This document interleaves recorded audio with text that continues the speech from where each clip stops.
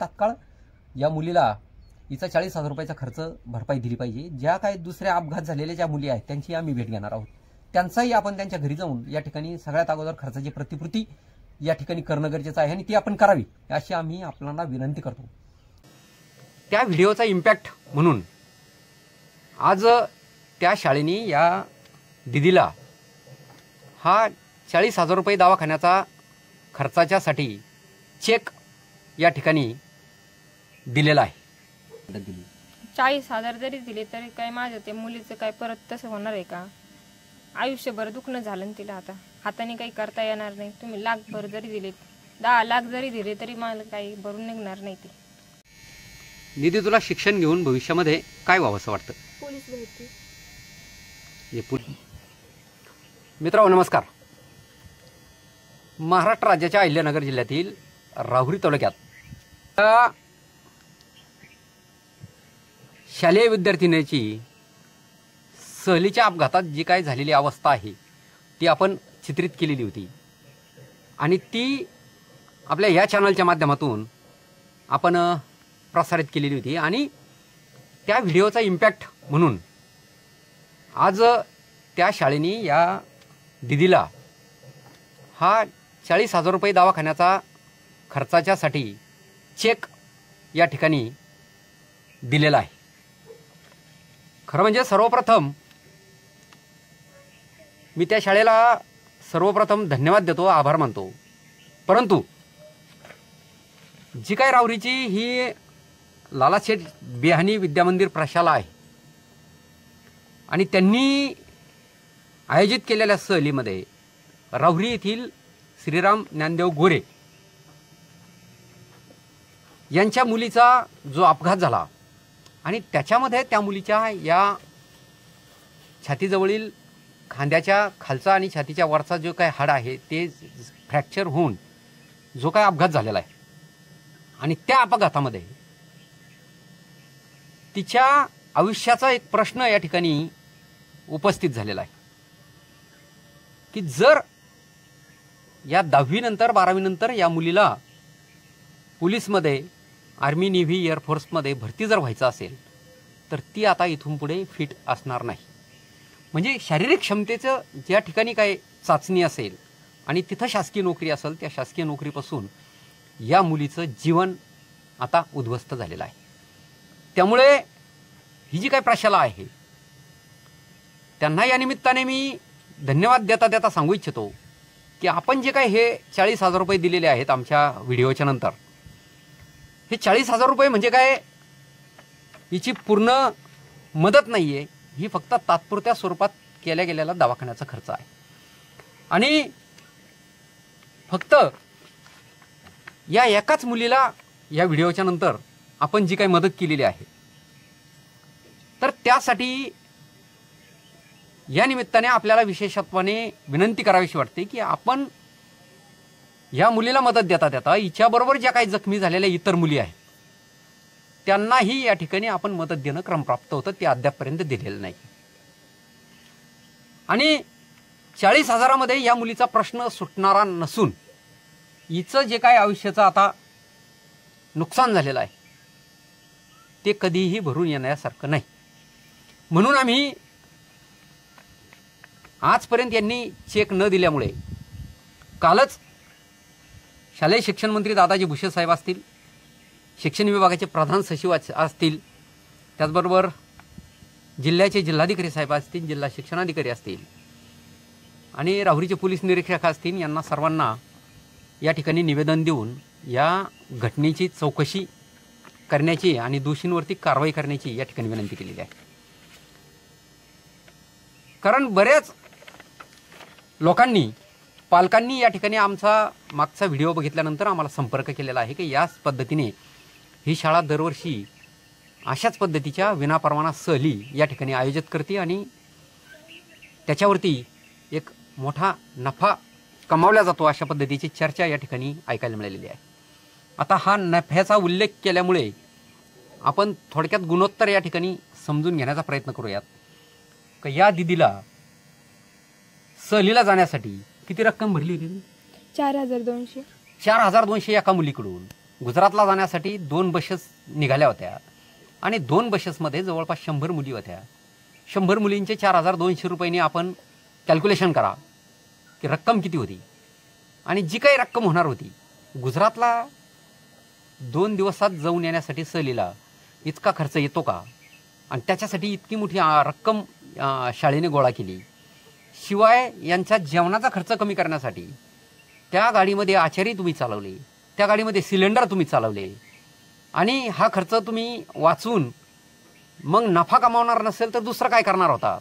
या सगळ्या गोष्टीची या ठिकाणी सखोल चौकशी या निमित्ताने होणं गरजेचं आहे. म्हणून या सहलीच्या विद्यार्थ्यांकडून किती फी आकारली, किती मुलं त्या ठिकाणी जाणार होते, एकूण खर्च किती येणार होता आणि या शाळेला नफा किती मिळणार होता, त्याचबरोबर या बसला जो काही अपघात झालेला आहे त्याचे कागदपत्र सर्व व्यवस्थित होते का, अपघातग्रस्त बसच्या ड्रायव्हरचे ड्रायव्हिंग लायसन्स त्या ठिकाणी तपासणी करणं गरजेचं आहे. या सहलीसाठी शिक्षण विभागाने दिलेले मान्यतापत्र जे आहेत ते त्या ठिकाणी तपासणं गरजेचं आहे. बसचा पोलीस पंचनामा झाला की नाही ते सुद्धा या ठिकाणी तपासणं गरजेचं आहे. कारण पोलीस पंचनामा जर झाला नाही किंवा या ठिकाणी पोलिसामध्ये जर तक्रार नोंदवली गेली नाही तर ह्या मुलीच्या जीवनामध्ये जे काय आता नुकसान झालेलं आहे ही हिला कोणत्याही प्रकारची इन्शुरन्स कंपनी असेल किंवा इतर कुठूनही त्या ठिकाणी ते मिळणार नाही आहे. त्यामुळं त्या गोष्टीची एक तपासणी होणं गरजेचं आहे. आणि सहलीसाठी बसेसबरोबर जो काही करारनामा केलेला होता शाळेने तो करारनामा या ठिकाणी तपासणं गरजेचं आहे. त्या एजन्सीचाही या ठिकाणी चौकशी होणं गरजेचं आहे की ज्या बसेस वापरल्या गेल्या त्या सगळ्या त्याचा फिटनेस होता का, त्याच्या ड्रायव्हरकडे लायसन्स होता का, अपघातग्रस्त बसमध्ये एकूण गॅसचे सिलेंडर किती होते, का चालवले होते, त्याला मान्यता असते का अशा पद्धतीचे तुम्हाला घरगुती सिलेंडर बाहेर राज्यामध्ये थेट घेऊन जाण्याचे. आणि त्याच्यासाठी काही व्यावसायिकांनी या ठिकाणी सांगितलं की व्यावसायिक सिलेंडर त्याच्यासाठी स्वतंत्र या ठिकाणी निर्माण केले गेलेले आहेत कंपन्यांकडून. तुम्हाला घरगुती सिलेंडर बाहेर नेता येत नाही.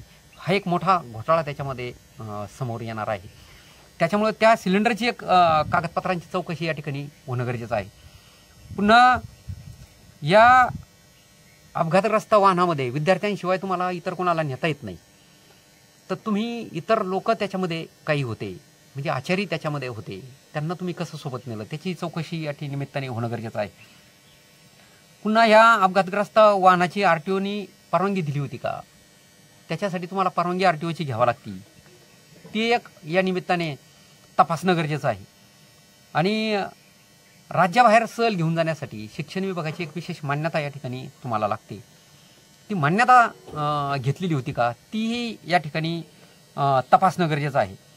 आणि या सहलीसाठी जे काही शासन निर्णय आहे तर या शासन निर्णयाप्रमाणे शाळेनी प्रस्ताव या ठिकाणी पाठवले होते का, त्याला मान्यता सगळी होती का, ह्या सगळ्या गोष्टी याच्यामध्ये तपासणं गरजेचं आहे. आता अपघातग्रस्त या मुलीला आम्ही व्हिडिओ काढला म्हणून तुम्ही शाळेने याला 40,000 रुपयाला मदत दिली म्हणजे काय फार मोठे असे उपकार या ठिकाणी झालेले नाही आहेत. तो प्राथमिक तिचा खर्च आहे. शाळेचं तुमचं कर्तव्य आहे ते करणं, ते तुम्ही त्याच दिवशी करायला पाहिजे होतं. व्हिडिओची वाट त्या ठिकाणी बघायची गरज नव्हती. आता या मुलीला मदत दिली म्हणून आमची मागणी आहे की इतरही ज्या काही मुली त्या ठिकाणी अपघातग्रस्त झालेल्या आहेत, ज्यांना लागलेल्या आहेत, काही मुलींच्या कानाजवळ टाके पडलेले आहेत, काहींना जबर मार लागलेला आहे, ह्या सगळ्या गोष्टी तुम्ही क्लिअर करणं गरजेचं आहे. बाकीच्या मुलींना तातडीनं मदत देणं गरजेचं आहे. जर शासन निर्णयाप्रमाणे या मुलींचा जर तुम्ही विमा त्या ठिकाणी जर केला असता, यांचा फिटनेस जर त्या ठिकाणी चेक केला असता अगोदरच, अपघात होण्याच्या अगोदर, सहलीला जाण्याच्या अगोदर, तर मला वाटतं कदाचित आज ही वेळ शाळेवरती आली नसती का आता शाळेला पैसे देताना कसे द्यायचे, कुठून द्यायचे, इतकं दिवस लावायचे, पालकांनाही अगदी भिक्षा मागितल्यासारखं शाळेमध्ये बोलून घ्यायचं, पैसे देण्यासाठी कागदावरती त्यांच्या सह्या घ्यायच्या, त्यांची कोणची तक्रार नसल्याच्या तुम्ही सह्या घ्यायच्या, याचा आता काही उपयोग राहिलेला नाही. कारण हे ऑलरेडी शिक्षण मंत्र्यांकडे आणि शिक्षणाधिकाऱ्यांकडे, कलेक्टर साहेबांकडे, सगळ्यांकडे आमच्या तक्रारी पोहोच झालेल्या होत्या. त्यामुळं नंतर तुम्ही कुठेही सह्या घेतल्या तर त्याला उपयोग नाही. अजूनही आमची विनंती आहे की त्या बाकीच्या मुलींना आपण मदत करावी आणि याही मुलीच्या आयुष्याचं जे काय आता नुकसान झालेलं आहे तर ते भरून देण्यासाठी त्याच्या दृष्टीने आपण सगळ्यांनी पुढे जाणं गरजेचं आहे. पालकांनीही त्या दृष्टीने विचार करणं गरजेचं आहे. शाळेनेही सहानुभूतीनं तिच्या आयुष्याचा या ठिकाणी विचार करणं गरजेचं आहे की जर ती आता 12वी नंतर जर पोलीस झाली असती तर तिच्या आयुष्यामध्ये तिनं जे काही कमवलं असतं, त्याचबरोबर ती पोलीसमध्ये गेल्यामुळं तिच्या आयुष्याचं जे काही सगळी कलाटणी बसणार होती, तिला त्या पद्धतीचंच स्थळ त्या ठिकाणी मिळेल, तिला त्या पद्धतीचेच समोरचे कुटुंब मिळणार असल्यामुळं तिचं संपूर्ण आयुष्यच या ठिकाणी बदलून गेलेलं आहे. म्हणून या निमित्ताने मी शिक्षण विभागाला, शिक्षण सचिवांना कालच ईमेल केलेले आहेत आणि इथेही बाय हँड मी कलेक्टर साहेबांच्या ऑफिसला असेल, शिक्षणाधिकाऱ्यांना असेल, सर्वांना तक्रारी आम्ही पोच केलेल्या आहेत. तर या घटनेमध्ये हे जे काही 40,000 आहेत, तर आपण त्या मुलीच्या आईलाच या ठिकाणी विचारणार आहोत की आपण याच्यामध्ये आनंदी आहात का? 40,000चा आपल्याला शाळेने चेक दिला, काय वाटतं तुम्हाला? शाळेने 40,000 मदत दिली, 40,000 जरी दिले तरी काय माझं ते मुलीचं काय परत तसं होणार आहे का? आयुष्यभर दुखणं झालं ना तिला. आता हाताने काही करता येणार नाही. तुम्ही लाखभर जरी दिले, 10 लाख जरी दिले तरी मला काही भरून निघणार नाही. ते जे किती स्पष्ट आणि थोड्या शब्दात ताईंनी या ठिकाणी सांगितलं की तुमच्या 40,000नी त्या मुलीचं आता जे काही आयुष्याचं वाटोळं झालेलं आहे, जे काही नुकसान झालेलं आहे, ते भरून येणारं नाही आहे. म्हणून या निमित्ताने मी पुन्हा शाळा प्रशासनाला या ठिकाणी विनंती करतो की आता ही चौकशी तर लागणारच आहे, याच्यामध्ये कारवाया होणारच आहे, पण तत्पूर्वी जर आपण सहानुभूती दाखवली, या मुलीला जर तिच्या आयुष्याचं होणारं नुकसान जर आपण कुठे या ठिकाणी कॅल्क्युलेट केलं आणि त्या पद्धतीने जर मदत देऊ शकलात, तर मला वाटतं कुठेतरी ही शाळा आभारास आणि धन्यवादास या ठिकाणी पालकांच्या पात्र होईल. म्हणून पुनश्च एक वार मी विनंती करतो शाळा प्रशासनाला की आपण त्या पद्धतीची ह्या मुलीला मदत देण्याचा प्रयत्न करावा आणि बाकीच्या ज्या काही जखमी झालेल्या मुली आहेत तर त्यांनाही आपण या ठिकाणी तातडीनं मदत मिळवून द्यावी. आणि शिक्षण विभागालाही या निमित्ताने मी विनंती करतो की या तक्रारीचा, आम्ही पाठवलेल्या तक्रारीचा आपण विचार करावा आणि याच्यावरती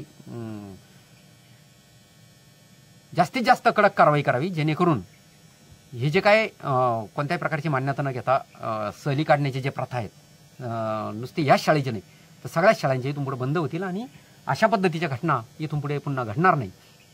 आणि भविष्यात ह्या मुलीचं नशीब आज काही झालं नाही तर भविष्यात ज्या काही दुर्घटना घडणार आहेत तर त्या इथून पुढे टाळायला मदत होतील. या विनंतीसह मी आप्पासाहेब ढोस आपल्या सर्वांना जय हिंद, जय महाराष्ट्र, जय प्रहार करतो. थांबतो. धन्यवाद.